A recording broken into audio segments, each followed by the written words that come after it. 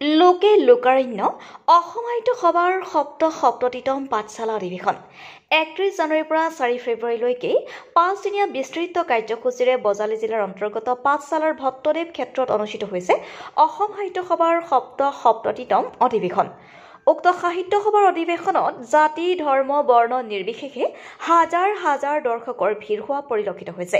4 ফেব্ৰুৱাৰী অৰ্থাৎ আজিৰ দিনটোতে অসম সাহিত্য সভাৰ সপ্ততিতম পাঠশালা অধিৱেশনৰ সফল সামৰণি পৰিব।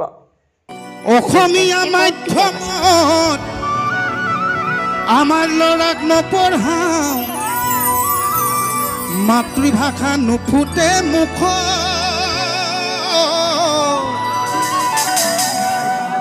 ইংৰাজীও নুফুটে মুখ। কোনোবাই ভাল কাম কৰিলে বেয়া দেখোঁ, সেইবিলাকতো আছেই। আৰু তাতোতকৈ ডাঙৰ কথাটো হ'ল কি, আমি আন্দোলন কৰোঁ, ভাষাটো গ'ল জাতিটো গ'ল বুলি আমি আন্দোলন কৰোঁ, চিঞৰি থাকোঁ। অসমীয়া ভাষাটো শেষ হ'ল, এতিয়া ধ্ৰুপদী ভাষা স্বীকৃতি লাভ কৰিছে।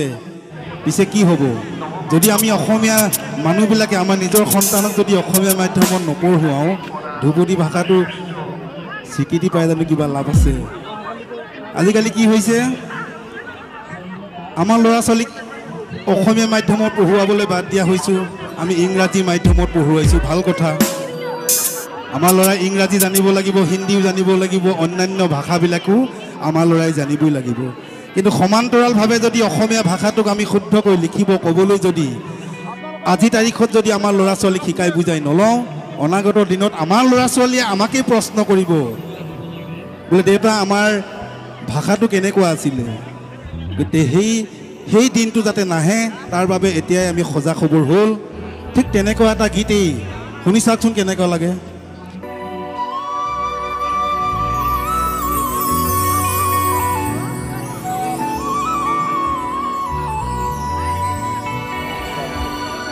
আমাৰ শিপিনীসকলেও তাঁতৰ শালত বহিবলৈ বাদ দিয়া হ'ল, আৰু সেইকাৰণে চাগে বিহু মঞ্চতে হওক বা বেলেগ অনুষ্ঠানতে হওক, বনিয়াই তৈয়াৰী কৰি দিয়া গামোচাখনকেই আমি ডিঙিত লৈ গীত পৰিৱেশন কৰিব লগা হয়। তাতোতকৈ দুৰ্ভাগ্যজনক কথা অসমীয়া জাতিটোৰ বাবে কিবা থাকিব পাৰে জানো?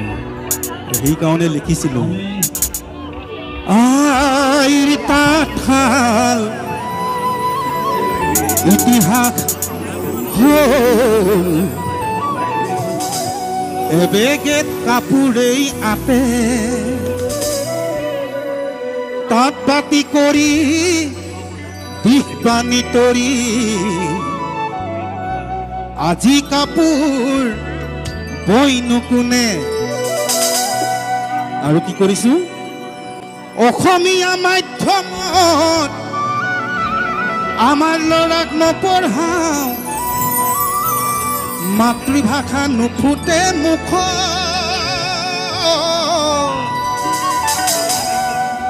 ইংৰাজীও নুফুটে মুখ। পাপা মামী বুলি মাতিলেহে ভাল পাওঁ, আই পিতাই নিশিকাওঁ লাজ। হেৰ অসমীয়া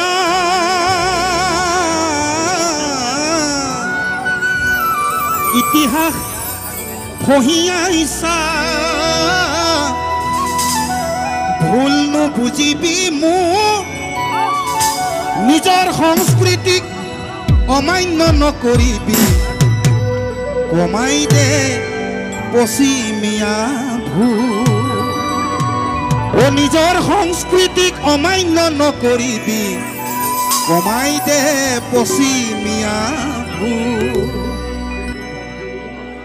লুইতখন ধৰিলে ভীষ্মেকাৰে, পাৰত ধৰিলে জাবৰ, পশ্চিমৰ বতাহজাক শুবলৈ বলিছে, তাৰ জানো ৰাখিব খবৰ। লুইতখন ধৰিলে ভীষ্মেকাৰে, পাৰত ধৰিলে জাবৰ, পশ্চিমৰ বতাহজাক শুবলৈ বলিছে, তাৰ জানো ৰাখিব খবৰ। হেৰ অসমীয়া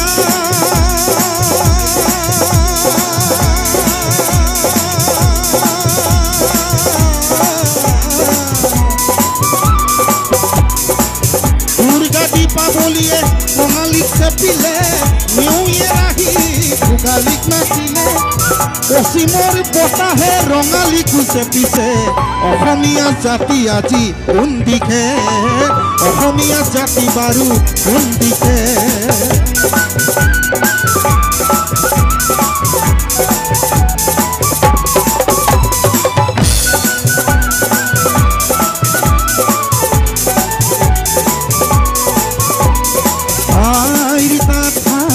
ইতিহাস এজেগে কাপোৰেই কাটে পাত পাতি কৰি পিছপানি তৰি আজি কাপোৰ কৈ নুশুনে আৰু কি কৰিছোঁ অসমীয়া মাধ্যমত আমাৰ ল'ৰাক নপঢ়াওঁ মাতৃভাষা নুফুটে মুখ ইংৰাজী নুফুটে মুখ পাপা মামী বুলি মাতিলেহে ভাল পাওঁ আই পিতাই নিশিকাওঁ লাজ অসমীয়া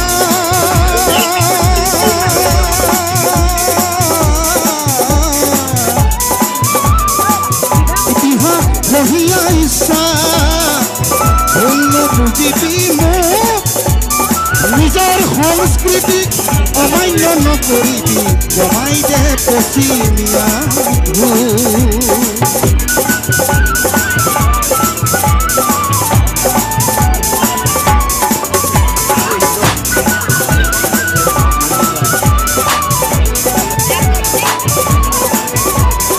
শংকৰ মাধৱে হৰি নামৰ পানীৰে জাতিটো গঢ়ি থৈ বিষ্ণুজ্যোতি আৰু ভূপেন মামাহঁতেও গীতৰ ভাষাৰে বহু কথাই কৈ অসমীয়া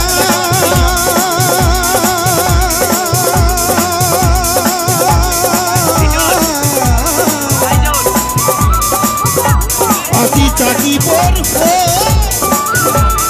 বৰফ নিদিবি আনৰ সংস্কৃতিক আদৰি থাকোঁতে ঘৰতেই হবি গৈ যাক অসমীয়া সময় থাকোঁতেই নহ'লে ৰসাতলে যাব অসম ৰসাতলে মই অসমীয়া বুলি লুইতৰ পাৰত জয় আই অসম কোনে ক'ব জয় আই অসম কোনে ক'ব নক'ব আৰু কোনে ক'ব জয় আই অসম জয় আই অসম জয় আই অসম জয় আই অসম জয় আই অসম জয় আই অসম ধন্যবাদ।